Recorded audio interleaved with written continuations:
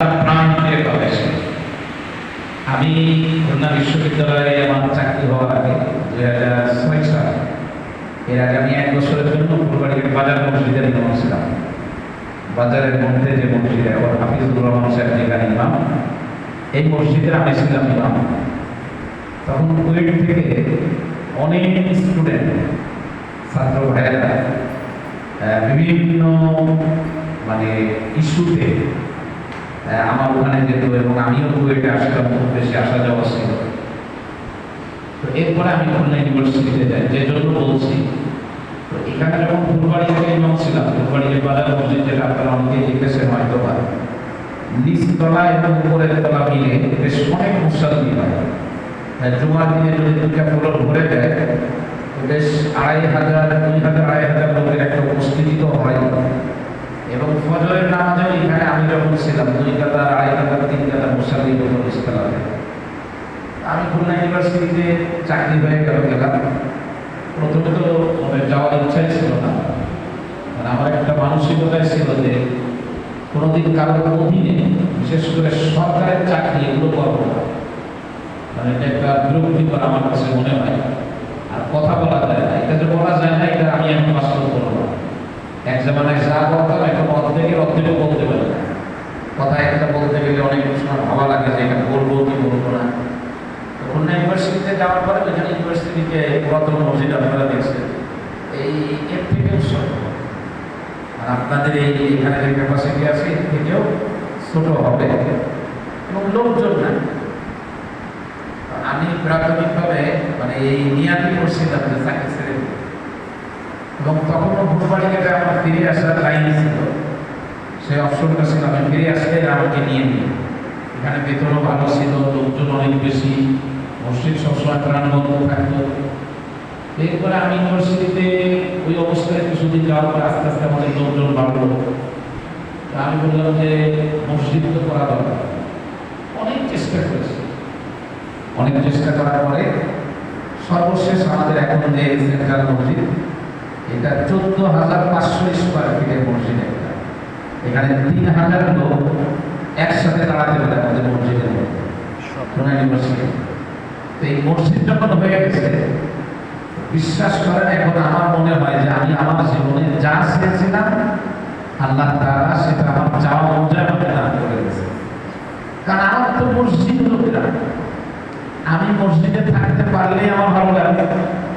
মসজিদ দিয়ে আমি আমার পরিচিতি, আমার পরিচয়, আমি পরকালীন জীবনেও বলতে চাই যে আমি মসজিদের মানুষ।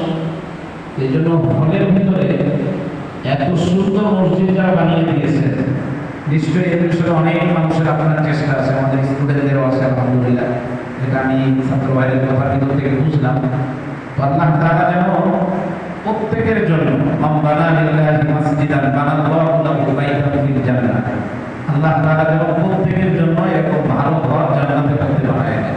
আমিন আমিন। আর ছাত্র ভাইদেরকে বলবো যে লম্বা চওড়া কথা বলা, খুব বেশি দীর্ঘ সময় কথা বলবো না, এতটুকু যে আহাব্বুল বিলাদি ইলাল্লাহি মাসাজিদুহা, মুসলিম শরীফের একটি হাদিস, সহিহ হাদিস, যে দুনিয়ার মধ্যে সবথেকে প্রিয় জায়গা আল্লাহর কাছে হলো মসজিদ, আর সবথেকে অপ্রিয় জায়গা মাসাজিদ।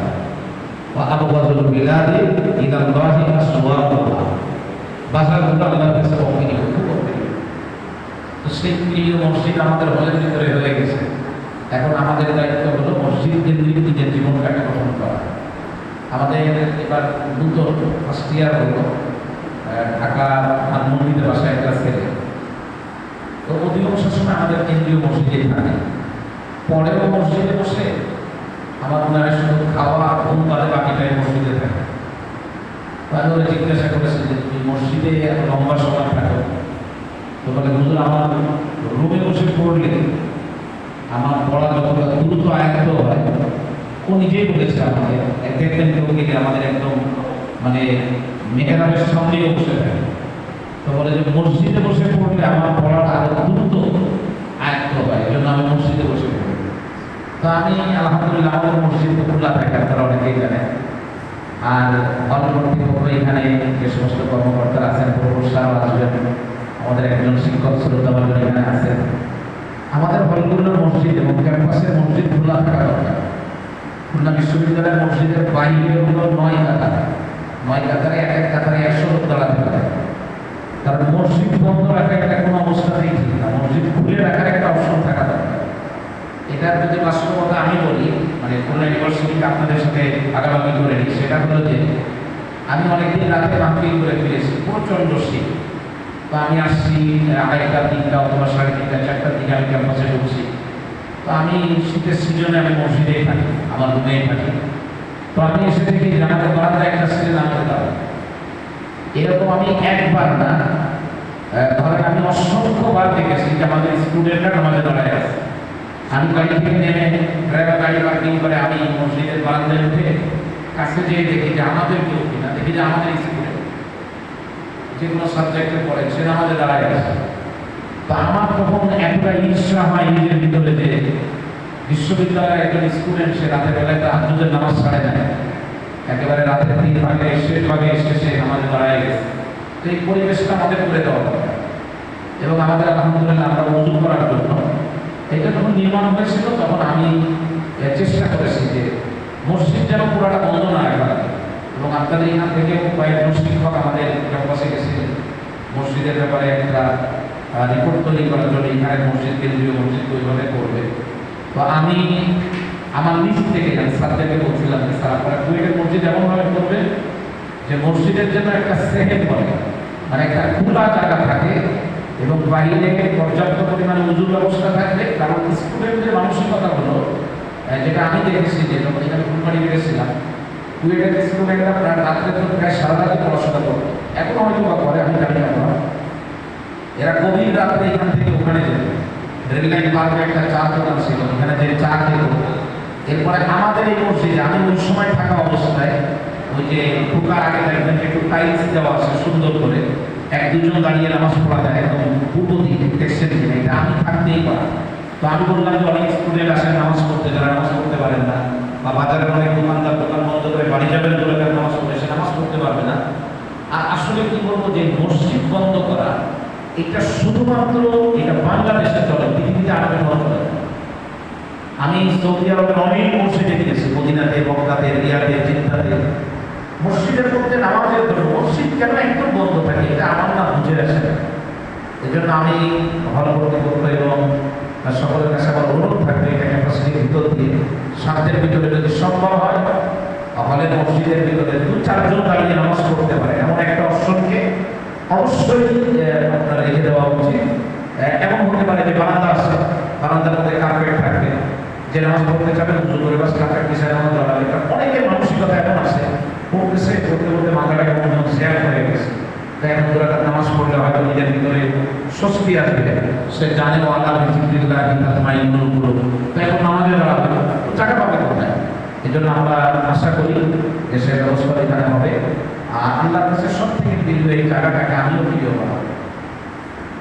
আমি কওমি মাদ্রাসায় পড়াশোনা করেছি, আলিয়াতে পড়াশোনা করেছি, ইউনিভার্সিটিতে পড়াশোনা করেছি, এবং আমার এক সময় খুব শখ ছিল যে আমি পুলিশের চাকরি করব। এবং আমি পুলিশে একবার দাঁড়াইছিলাম, কিন্তু গাড়ির কারণে বাদ দিয়ে দিয়েছিল। কিন্তু এখন চাকরি দিয়েছে, সরকারি চাকরি করে এখন যেটা বুঝি যে আল্লাহ তাআলা আমাকে শ্রেষ্ঠ জায়গার চাকরিজীবী বানাইছে। আল্লাহ আমাকে মসজিদের সাথে রেখেছে। হয়তো মসজিদের চাকরি করি, বিভিন্ন সময় লোকজন আমাদেরকে বিভিন্ন রকম কথা বলে, যে কথাগুলো হয়তো অন্য চাকরি করলে বলতে পারতো না আমাকে। মসজিদের ইমাম হওয়ার কারণে আমি কোনো প্রতিবাদ করবো না, এই জন্য আমাকে হয়তো অনেকে কটু কথা বলে।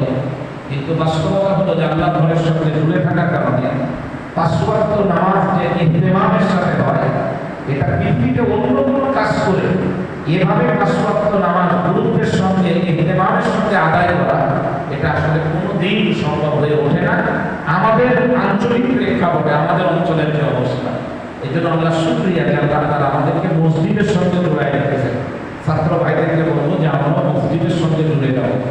আমার জীবনে কোনো রিপোর্ট যদি তৈরি হয়, তো সেই রিপোর্টের মধ্যে যেন এটা থাকে যে আমার বেশি থেকে বেশি সময় আমি মসজিদের মধ্যে কাটিয়েছি। আর সেই জামানায় এক তো ফিতনার জামানা, আপনি যেখানে যাবেন ওখানেই ফিতনা। এই জন্য চেষ্টা করা যে আমি বেশি থেকে বেশি মসজিদে থাকি। মসজিদ সুন্দর হবে, কিন্তু মসজিদে আমি আসলাম না, তাহলে মসজিদের হক আদায় হবে না। এটা হলো আমার শুরু কথা। আর একটা কথা বলে আমি আমার কথা শেষ করে দিব। কোরআনে কারিমের 27 নম্বর পারা 2 নম্বর পৃষ্ঠায় কোরআনে কারিমের একটি আয়াত আছে, ওয়া মা খালাকতুল জিন্না ওয়াল ইনসা ইল্লা লিয়াবুদুন। আমাদেরকে আল্লাহ কেন সৃষ্টি করেছেন, উদ্দেশ্য কি আল্লাহ? আল্লাহ তাআলা এখানে গ্রামারের কিছু ব্যাপার আছে, সেগুলো আপনাদেরকে বলে সময় নষ্ট করব না। শুধু এটুকু বলি যে আল্লাহ পাক আমাদেরকে সৃষ্টি করেছেন, উদ্দেশ্যই হলো যে আমরা আল্লাহ পাকের গোলামি করব। আমরা আল্লাহ পাকের গোলামি করব। আল্লাহ পাক আমাদেরকে গোলামি করার জন্য বানিয়েছেন। এখন প্রশ্ন হবে, তাহলে নামাজ পড়তেছি কেন, রোজা রাখছি কেন, এই ইসলামের যে সমস্ত বিধিবিধান মানি, এর জন্য কি আল্লাহ আমাদেরকে বানান নাই? আর আসলে কোরআনে কারিমের মধ্যে আপনি হাদিসের ভিতরে আল্লাহ যতটুকু জানার সুযোগ দিয়েছেন, এর বাহিরেও অনেক জ্ঞান আছে। আমি কোথাও পাইনি যে আমি তোমাদেরকে নামাজের জন্য বানিয়েছি অথবা আমি তোমাদেরকে রোজার জন্য বানিয়েছি, এটা কিন্তু কোথাও নাই। কিন্তু এটা স্পষ্ট কথা, আল্লাহ পাক নিজেই বলতেছেন যে জিন আর মানুষ এই দুই জাতিকে আমি আল্লাহ সৃষ্টি করেছি কেবলমাত্র একমাত্র উদ্দেশ্য হলো ইয়াবুদুনি, ছিল যে তারা আমার গোলামি করবে, তার মানে আমরা আল্লাহর গোলামি করব। এখন একটা প্রশ্ন, গোলামি কি? গোলামির অর্থই হলো আসসালামু আলাইকুম, আল্লাহ তাআলা আমাদেরকে কি জন্য বানিয়েছেন ভাইরা? একটু বলি, কোরআনের ঘোষণা অনুযায়ী গোলামি করার জন্য। কি জন্য বলেন? গোলামি করার জন্য। গোলামি করার জন্য। এখন ধরুন আমি আল্লাহর গোলামি করব, তো কোথায় করব? শুধু নামাজের মধ্যে? শুধু নামাজের ভিতরে না। আমি আমাদের ক্যাম্পাসে যে কোনো কারণে একটা সময় আমার মনে হয়েছিল যে আমাদের বিশ্ববিদ্যালয়ে যত সাবজেক্ট আছে, তখন 2-3টা সাবজেক্ট ছিল না, ওই 2-3টার নামও বলবো না, ওই সাবজেক্টগুলো তখন আমাদের খোলা হয় নাই, এই 3-4 বছর বা 5 বছর আগে। আমি আমাদের বিশ্ববিদ্যালয়ে যতগুলো সাবজেক্ট আছে, একেবারেই আপনার বিল্ডিং মিলে যত সাবজেক্ট আছে, সেটা স্টেডি স্কুল হোক, লাইফ সায়েন্স হোক, অন্যদিকে হোক, এই সমস্ত সাবজেক্টগুলো আমি কোরআন শরীফের মধ্যে খুঁজেছি যে কোরআন শরীফে আছে। আমি দেখলাম যে বিশ্ববিদ্যালয়ে যতগুলো সাবজেক্ট আছে খুলনা ইউনিভার্সিটিতে, এর প্রত্যেকটা সাবজেক্টের উপরে বিশদ আলোচনা কোরআন কারিমের মধ্যে আছে। আপনি ফিশারিজ নিয়ে যারা পড়াশোনা করেন, ফিশারিজের ব্যাপারে কোরআন শরীফে আলোচনা নাই, শুধু আছে না, অনেক বেশি আছে। 14 নম্বর পারা সূরাতুন নাহলের মধ্যে মাছের ব্যাপারে ব্যাপক আলোচনা আছে। মাছের ব্যাপারে বৃক্ষ নিয়ে যারা করে, ফরেস্ট্রি নিয়ে যারা পড়াশোনা করে, কোরআন শরীফে নাই। 18 নম্বর পারা 3 নম্বর পৃষ্ঠায় তো গাছের ব্যাপারে আলোচনা রয়েছে। এরপরে আপনি এভাবে করে যত সাবজেক্টের কথা বলবেন, ভাষাগুলোর কথা বলেন, ইংরেজি অথবা অন্য যত ভাষা আছে, সেটাও তো ওমা আরসালনা মির রাসূলিন ইল্লা বিলিসানি কওমি। পৃথিবীতে যত ভাষা আছে আল্লাহ তাআলা বলেন সব ভাষা আমারই বানানো, সব ভাষার স্রষ্টা। এখন প্রশ্ন হলো, তাহলে এই যারা বিশ্ববিদ্যালয়ে পড়েন, এরা কি ধর্মের বাইরে নাই? মানে আমরা এক সময় বলি না যে আমরা আধুনিক শিক্ষায় শিক্ষিত, আর আমরা যারা মাদ্রাসায় পড়ি আমরা বলি যে আমরা ধর্মীয় শিক্ষায় শিক্ষিত না। এটা কথা, এই জায়গা থেকে আমাদেরকে বের হয়ে আসতে হবে। আমরা বোঝাইতে চাই যে আপনি যে কম্পিউটারের কিবোর্ড নিয়ে বসে আছেন, এটাও আল্লাহ তাআলা কোরআন শরীফের মধ্যে জ্ঞানের ব্যাপারে আলোচনা করেছেন। ওয়া আনজালনাল হাদীদা ফীহি বাসুন শাদীদ, লোহার ব্যাপারে আলোচনা আছে, লোহা মানে সময় আছে। আমরা যেটা বলতে চাই আমাদের জায়গা থেকে, যে আমি যে পড়া পড়তেছি, এই পড়াটাকে আমি এমন ভাবে পড়তে চাই যে এই পড়াটা যেন আল্লাহর আদালতে গোলামি হিসাবে আল্লাহ কবুল করে নেন। মানে আমি যে পড়তেছি, এই পড়াটা আমি আল্লাহর হুকুম পালনের জন্য পড়তেছি। আমার কম্পিউটার শেখার উদ্দেশ্য হলো যে আমি এটার মাধ্যমে ব্যাপকভাবে মানুষকে কালেমা দিতে দাওয়াত দিব। আমাদের বিশ্ববিদ্যালয়ের একজন শিক্ষক সার্জেন প্রফেসর ডক্টর ইউসুফ, আমাদের স্টুডেন্ট এবং আমাদের এখানে শিক্ষক, এতটা মেধাবী মানুষ যা চিন্তাও করা যায় না। এবং উনি পৃথিবীর বিভিন্ন দেশে, এখন পর্যন্ত অস্ট্রেলিয়াতে আসেন। স্যার আমাকে মাঝে মধ্যে বলেন যে হুজুর, আমার হাতে কয়েকজন মানুষ কালেমা পড়ে মুসলমান হয়েছে। উনি আমাদের বলে যে আমি বাংলাদেশ থেকে অন্য দেশে যাবো, কিভাবে যাবো? বাংলাদেশ তো দারুল ইসলাম, এটা মুসলিম অধ্যুষিত এরিয়া। তো আমি এখান থেকে একটা দেশে যাচ্ছি যেটা তো অমুসলিম অধ্যুষিত এরিয়া, এটা তো শরীয়তে জায়েজ নাই যে মুসলিম অধ্যুষিত এরিয়া থেকে আপনি অমুসলিম অধ্যুষিত এরিয়াতে হিজরত করবেন, কিন্তু শরীয়ত পারমিট দেয় না। কিন্তু এখানে পারমিট দেয়, অনুমতি দেয়। কিভাবে দেয়? দাওয়াতের নিয়ম। এই জন্য আমাদের যত শিক্ষক বিদেশে যান, স্টুডেন্ট বিদেশে যান, আমি সবাই বলি যে আপনি দাওয়াতের নিয়মে যাবেন। আপনি ওখানে স্কলারশিপ দিচ্ছেন, আপনি ওখানে পড়াশোনা করবেন, কিন্তু দাওয়াত দিতে থাকবেন। আপনার দাওয়াতে যদি একটা ভালো না হয়, আপনি এখান থেকে ওইখান পর্যন্ত যাচ্ছেন, ওখান থেকে আবার আসবেন, এই পুরো সময় আল্লাহ তাআলা আপনাকে নফল ইবাদতের সওয়াব দিয়ে জান্নাতি মানুষ বানায় দেবেন। সুতরাং আমরা যেটা করি ভাইরা, আমার পড়াটা যেন আল্লাহর গোলামির সাথে হয়। আল্লাহ পাক যেভাবে বলেছেন ওইভাবে আমি করবো। আমি আল্লাহ পাককে সন্তুষ্ট করার জন্য করবো ইনশাআল্লাহ। আমরা গোলাম হতে চাই। কি হতে চাই বলেন? গোলাম। আমি রাস্তা দিয়ে হাঁটবো, মালিকের মতো না গোলামের মতো হাঁটবো? বলেন কিসের মতো হাঁটবো? আমি গোলাম, আমি গোলামের মতো হাঁটবো। আমার হাঁটাটা জান্নাতে যাওয়ার কারণ হবে যদি আমার হাঁটার ভিতরে গোলামি থাকে। আমি ছোট্ট একটা দোকান নিয়ে বসছি, এই দোকান আমাকে জান্নাত পর্যন্ত পৌঁছায় দেবে যদি আমার দোকানদারি করাটা গোলামির সাথে হয়। আমি একটু পানি মুখে দেবো, এই পানিটা যদি গোলামের মতো মুখে দিই, আমি মালিকের অর্ডার অনুযায়ী এই পানি পান করা আমাকে জান্নাত পর্যন্ত পৌঁছায় দিতে পারে। সুতরাং আমি আপনাদের কাউকে বিশ্ববিদ্যালয়ের একজন ইমাম হিসেবে, আমি আমার জায়গা থেকে একজন আলেম হিসেবে যেটা বলবো যে আমরা কাউকে মনে করি না যে সে জান্নাত থেকে অনেক দূরে চলে গেছে।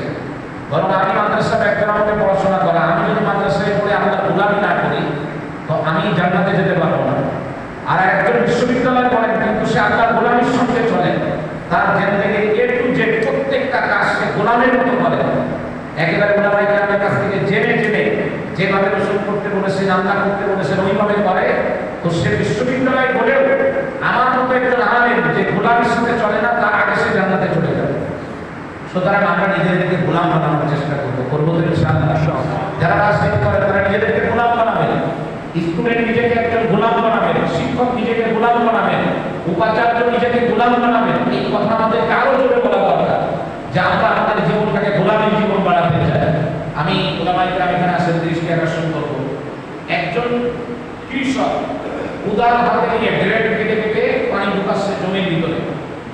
এই কৃষকের কাছে বলতে এক লোক যে হাজির হয়েছে, বুখারী মুসলিম শরীফের হাদিস, জিজ্ঞেস করছে মাসুকা ইয়া আল্লাহ, আল্লাহ বান্দা তোমার নাম কি? তোমার আমার নাম অমুক। বলে আরে তোমার নাম তো একটু আগে আমি মেঘের মধ্যে শুনলাম, মেঘের মধ্যে কে যেন বললো ইসকি হাতির কথা ফুলান, অমুকের বাগানে পানি দিয়ে আসো, তোমার নামটাই বলছে। তুমি এমন কি আমল করো বলো তো যে আমলের কারণে মেঘ এসে তোমাকে পানি দিয়ে গেল? তো ওই কোদাল বলা তখন বলতেছে শোনো, আমার আমল তো বেশি কিছু না, আমার কাজ তো কোদাল কেটে, আমি কোদাল নিয়ে মাটি কেটে পানি ঢুকাই, আমি খেতে চাষ করি, এর বেশি আমার কাজ নাই। তবে আমার কাজটুকু আমি আল্লাহর হুকুম অনুযায়ী করি। আমার এখান থেকে যে ফসল হয়, ফসলটাকে তিনটা ভাগ করি, আল্লাহর হুকুম অনুযায়ী তিন ভাগে তিন জায়গায় ব্যয় করি। তো আল্লাহ তাআলা আমার যখন পানির দরকার হয় আমাকে আল্লাহ এসে পানি দিয়ে দেন। হাদিসের ভিতরে আছে। সুতরাং আমি আপনাদের কাছে উদারতা হওয়ার কথা বলবো গোলামের মতো, কারোর দিকে তাকাবো গোলামের মতো তাকাবো, এবং মাথার ভিতরে রাখবো যে আমি এখন তাকাচ্ছি, আমি গোলাম, আমার চোখ দিয়ে আমি তাকাচ্ছি, এখন থেকে আমার মালিক আমাকে দেখতেছেন।